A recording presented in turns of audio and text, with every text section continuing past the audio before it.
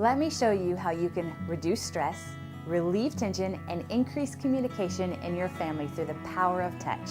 I'm Sharon Davenport, licensed massage therapist, here to help you bring harmony to your home. So I've showed you the massage of just squeezing with the hands and then also flipping over and squeezing, and that's with no cream or oil. So this, now we're gonna add oil to the massage, and it provides a whole nother aspect to the massage.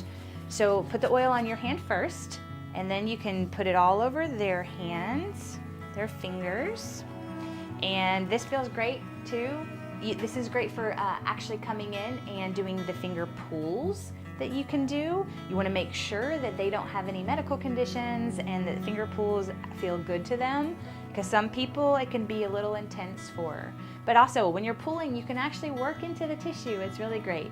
And of course, make sure their shoulders nice and relaxed, their arms nice and relaxed, and that you're nice and relaxed. Because if they're all tense, it can sometimes make you tense too. So the finger pulling and the oil adds a whole nother aspect to this hand massage. For more information, please join our Facebook group and visit kindred-touch.com to help bring harmony to your home.